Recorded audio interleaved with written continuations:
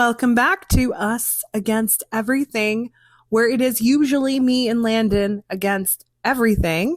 But today, I don't have my partner in crime, unfortunately. So I'm going to be doing what I would like to call, if I had a quarter every time somebody asked me this. We're going to go over a bunch of questions people have asked me multiple times. So I'm going to start referring people to this particular episode to get to know me as a psychic medium and how things work. Question number 1. When did you realize you had abilities? That's a tough question because for the entirety of my 20s, when I started at 21 doing tarot readings with an ex-girlfriend of mine. She was actually more into it than I was. I wasn't even into this type of thing. I mean, I liked watching Montel Williams, specifically Sylvia Brown, and I would watch her every single Wednesday. I just did it for practice. And although I was really good at reading cards, I didn't think I had anything special. And then I started to get invited to go everywhere. I would do readings for classmates. I would do readings for my family. My girlfriend was actually the one who believed she was more intuitive. We did a lot together. Like, we went to school together. We worked together. We were together 24/7. I didn't want to take her thunder. Even though I was good at it, I kind of shied away from my visions just because I wanted her to just have her own thing without me. But what I used to do, we would go to do parties, like psychic parties together. My mom would invite us over. She'd have a bunch of her friends. And then I would know all these people. So I'd kind of prepare her and prep her. Like, I'd be like, hey, this person and this person is going to this party. I see that there's a baby. I see that there's a wedding. I see that there is a child that is going to be going through a custody battle. Like, I would just fill her in. And then we'd get to the place. And she didn't have the confidence. I had a lot more confidence when it came to doing readings. So for me, it came natural. For her, not so much. So when we got to parties, she'd be like, can you do some of these readings as well? Now, she would straight up tell people, oh yeah, I see your dad dying. I see your mom dying. She even told my mother that she saw me dying. I don't know why she would go through that kind of reading, but I learned from her mistakes real quick. And then people really liked me. And I kept on getting invited to parties. I did a tattoo and tarot party with another friend of mine. And then I started creating personalized readings, personalized psychic parties, going to events, working in a store. I worked at a store called Sacred Quest, and I had a lot of practice because I was a reader. So people would come to the shop, sign up for readings, and that is when I excelled. I took it to the next level. I'm a super creative person. I don't know if it's the left-handed in me. I think it is. And I just started doing what they call girls' night in, where I would invite a bunch of women because women are my safe space. I would bring women in because women don't get out very often. We would call it girls' night in. The boys were not allowed. And I would do readings on everyone in the group. Most of the people would know each other. And then people started inviting me to other groups and other events. And I'll never forget, but I remember Sacred Quest held a event of readers. I did not anticipate that there would be a lineup out the door. There were quite literally readers that were waiting for people to come and see them. And I had a lineup out the door. And if that didn't tell you something, that was one of my truly grateful moments. And in that time, It felt special. It felt good. I was somebody who didn't really know what my calling was. I loved crime. I loved true crime related things, but I had no idea this was going to lead me in the direction it did. That is when I genuinely knew that I was special and started to believe it. It took me until I was in my 30s. Believe that or not, crazy. Now, here's another question. Can you turn it off or is it always on? Let me explain how it works. I do something called forced readings a lot. Why? Because I do personal video calls with people all the time, right? I do text readings with people all the time. So I have to tune in and force that energy. It's not a bad thing. It's just there's not a lot of time for spirits to come to me. But then when I have like a break or I'm on vacation, they come a running. And sometimes they're very aggressive, but most of the time they are not. So I can't technically turn it off, but what I can do is control it. I can let the spirits know, no thank you, or I ignore them. Charlie Kirk was the one that I tried to ignore very hard, but he kept pushing and pushing and pushing. So speaking of Charlie, my Furby has yet to go off one time since I channeled him and got the information I needed for Candace. Just saying. Do spirits come to you randomly? All the time. Now, it doesn't happen all day, every day, but spirits do. And I also feel like spirits will take me places. For instance, in March of this year, Landon and I were going to purchase a new/old vehicle. We needed to take an Uber to get to the place to go get this vehicle. And the woman who was driving had a beautiful photo of her son just sitting right there. I noticed it right away. I felt like he had pulled me to her. Like he was like, you need to tell my mom that I'm here, because she was going through one hell of a time. And I'm not even referencing his passing because he had been gone for about 7 years at this point. But that was her baby. She had 9 kids, and that was her youngest. He was only 12. And when I shared with her his message, I had to wait until she stopped driving, of course. But the tears were flowing. She was so appreciative. And it was nice, actually.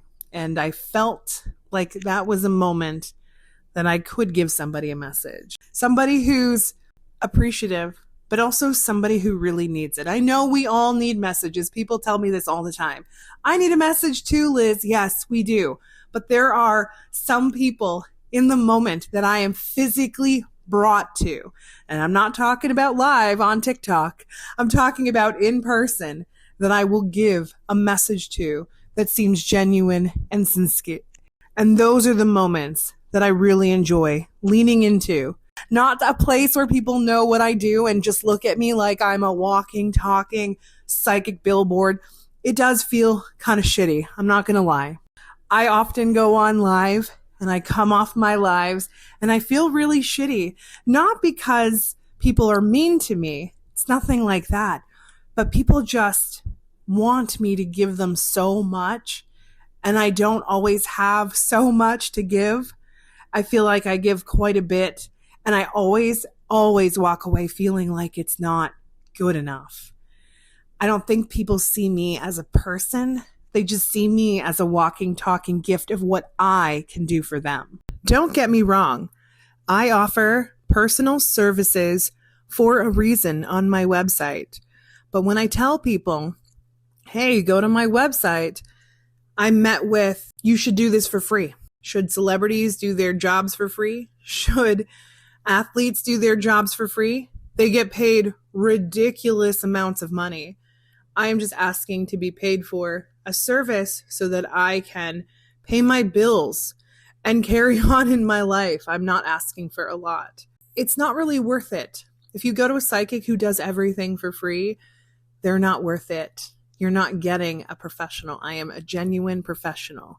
And I wish people would just look at me as that and just not assume that they can just ask me personal questions privately on my lives, whatever. It's just a very irritating thing that bothers me. And I guess it comes with the territory, but I'm human. I'm still going to be bothered. something I struggle with on a day-to-day basis, but I try not to let it get to me. I'm a thick-skinned woman, and it only gets to me every once in a blue moon, and today just happens to be one of those days. Thus, the reason I'm doing this podcast episode to begin with, because it's been a rough couple of weeks, letting people consume my energy. What is the scariest thing you have ever experienced? There are multiple experiences that I've had that are scary. I'll give you one. I was heading on my way to Newfoundland. We were going to move there. We were going to move a lot of places, but that was our initial big move. When we got to the ship to cross us into Newfoundland, it's actually a ferry, not a ship. Big ferry. I panicked because I don't do so well when I am on a body of water, not because I'm afraid, but because I get really seasick. So I ended up having an edible, and I took this edible whilst I was emotionally wound, not in a good headspace, and we were traveling to Newfoundland. And if anyone knows geography well, Newfoundland was the closest province, the closest place that the Titanic sunk nearest to. And that water is so dark. I turned to Landon and I told him, we are making the biggest mistake of our lives. Imagine hearing that from somebody you genuinely believe in so much.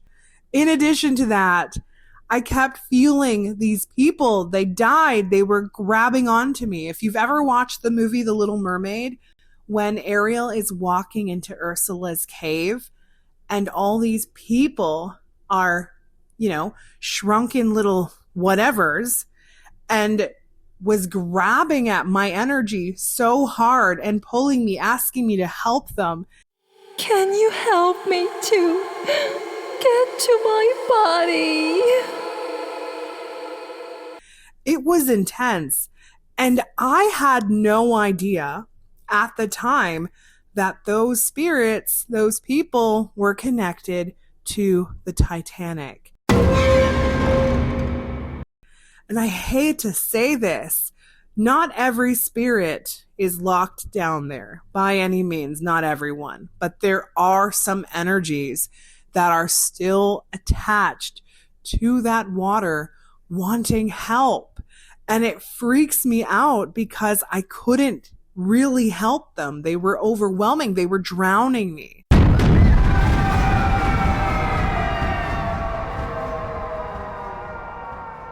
That scared the bejesus out of me. One day, I want to do it again in a good headspace and also in my own control. And not while I'm on a body of water, maybe on the edge of the water. I don't want to be in a ferry thinking I'm about to sink. I genuinely thought I was going to sink that day. Have you ever been wrong? That's a loaded question. We've all been wrong.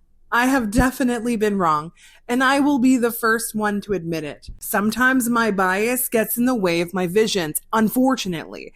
I try not to do that, but it happens. My thoughts versus my visions do not align a lot of the time, but I have to share my visions anyway. And then people think I'm like against them when the visions do not align what they see or they feel, and they get mad at me because it's not in alignment. And I'm like, these are visions. I don't feel that way either. It can be extremely frustrating. But I also have a really good record of being pretty good at being right. And I believe with all my heart that I have one hell of an ability.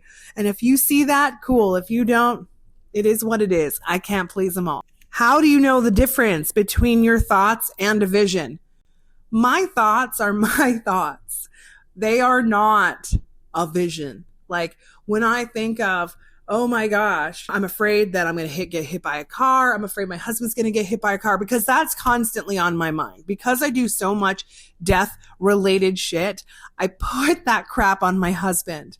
I often say things like, oh my God, are you okay? You're 10 minutes late from coming home. Not because I think he's cheating on me, but because I think something bad has happened. Those are just my insecurities based on what I do all day long. Everyone in my mind is about to die. My kid doesn't text me for a day, I lose my shit. It's just, it comes with the territory. But I know that I am being over dramatic, and I know what's a vision and what is my fears and my thoughts.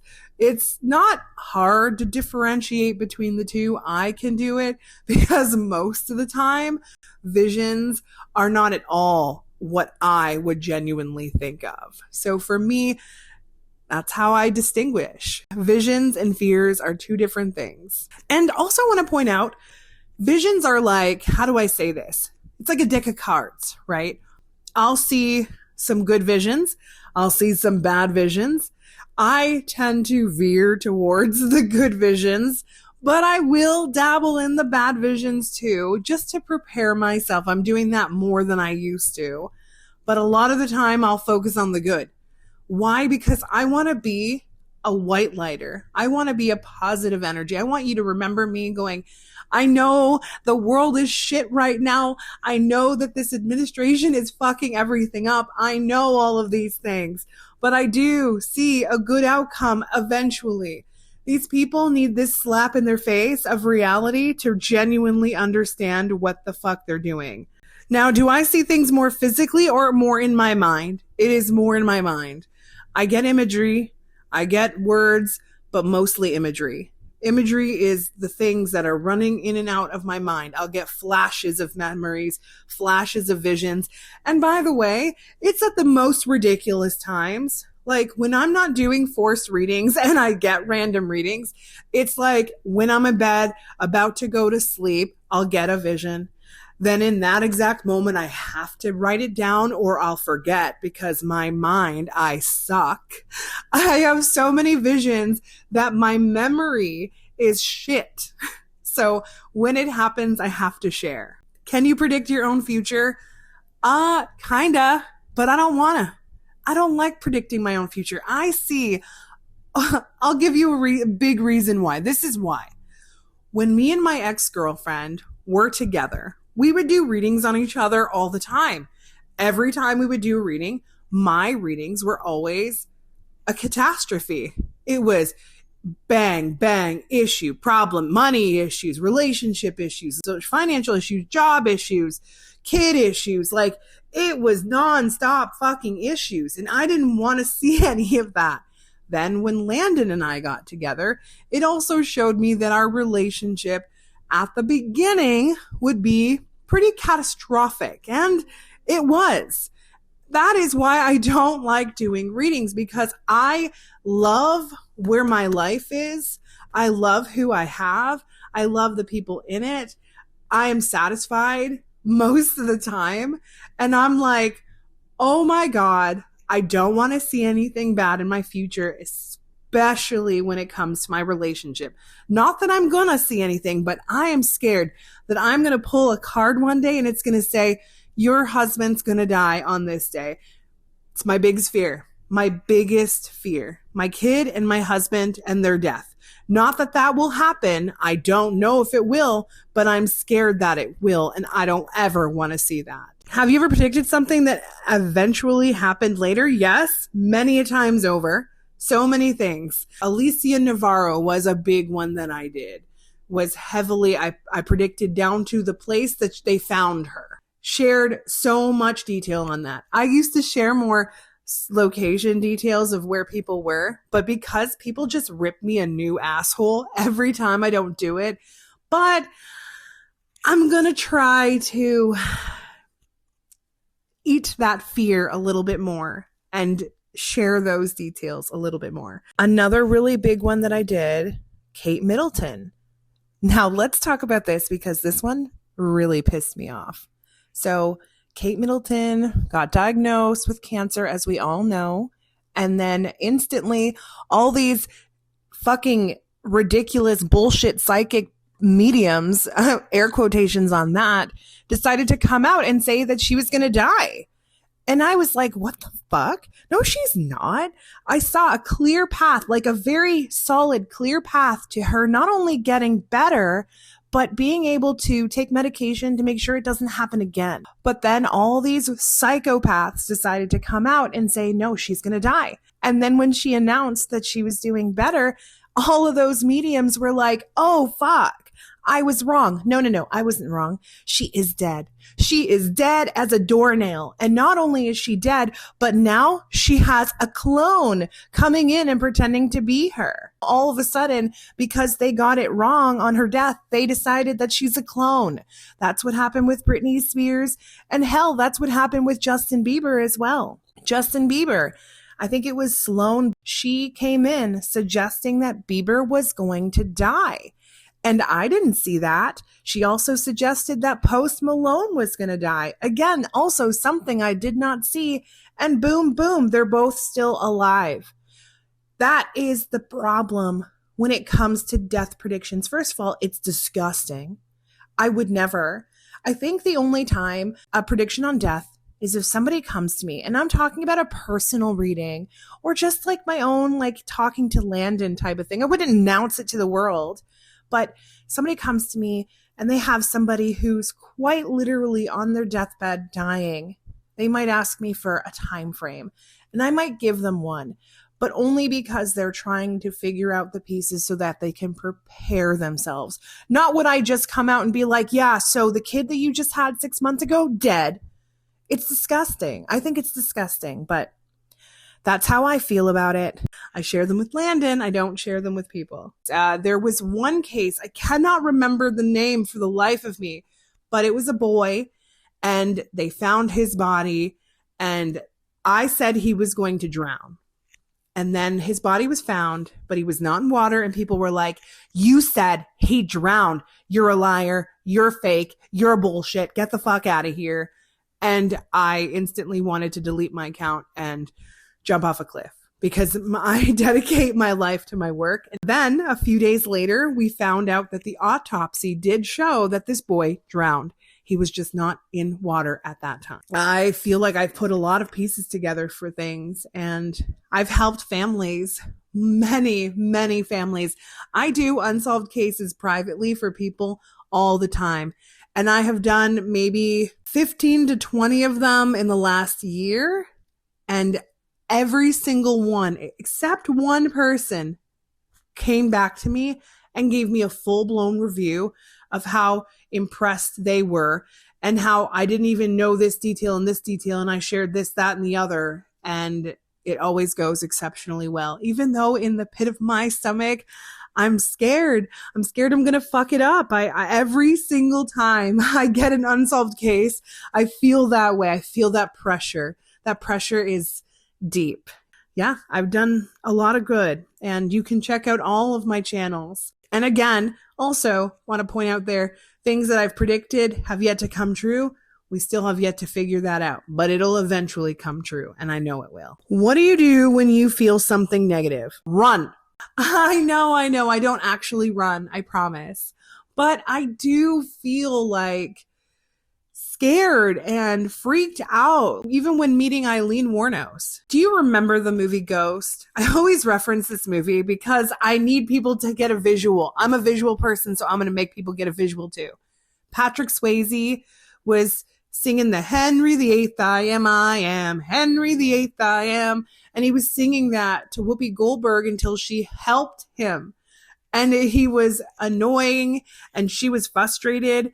Yeah, spirits do that. Eileen Wuornos did that to me. She wasn't singing Henry VIII because she'd sooner die than sing anything about a man.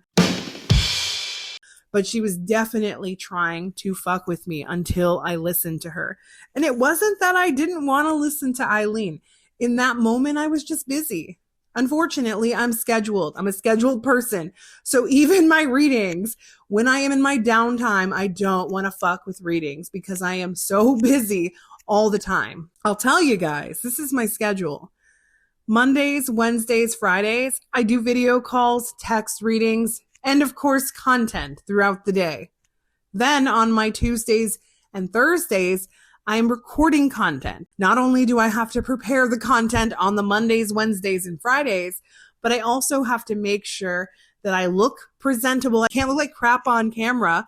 I have to be appealing or no one's going to see my shit. So I have to do my hair. I got to do at least my eyebrows. And then I have one day of the weekend that I have to do content too, because I'm constantly rolling out content, which means I'm constantly searching and constantly looking and keeping up with trends and listening to you guys. It is a lot. So when it's my downtime, I don't want to talk to anyone. I just want to chill. Can someone follow you home after a reading? Yes, especially my friends. My friend Jenna, we were roommates for like 5 weeks and neighbors for almost a year. And he was constantly trying to get me to talk to her. Sometimes I would, of course, but it was like a 24-hour thing for him. He just wanted to talk and talk and talk and talk and talk. And I was like, bud, listen, I know you're ear fucking the shit out of me right now, but I need a little break. But yes, they do follow me home. Most are very respectful. Most will not bother me. Most understand. The people that are alive are more demanding than the people that are dead. Do you cleanse yourself or your space, and how? Yes, I absolutely do. I use sage. Sage is a lifesaver. Because I do so many readings, I usually sage my space once a week. Walk around your house if this is something you want to do. Just any negative energy, you just want to get rid of it, you can do this. Walk around your house with sage. If you notice certain areas in the house have more smoke, do more sage in that area. Keep lighting it if it gets unlit. Then once you're done, forgot to mention this part. Make sure all your windows are closed when you're doing it. Then when you're done and you've covered every inch of your home, garage, backyard even, all of your space, doors specifically, then open those windows and let that energy out. And it should help bring in some energy, positive energy. And I also wear an evil eye. If you've seen my videos, you'll notice I wear it every day. Are there places you refuse to go to because of energy? Yes, there is. Many places. I am a bit of a scaredy cat. I am trying to not be though. But one place I will not go, which scares the bejesus out of me, is a prison. I am so terrified. The energy in a prison is scary AF. I've been in a prison tour before and holy hell, never felt anything scarier than that feeling ever.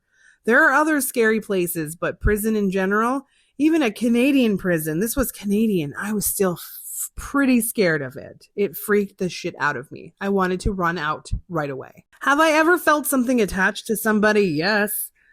When I met Landon, I felt something attached to him, like something really bad. And then he informed me that him and his sister used to play Ouija-related things, so we did help him remove it.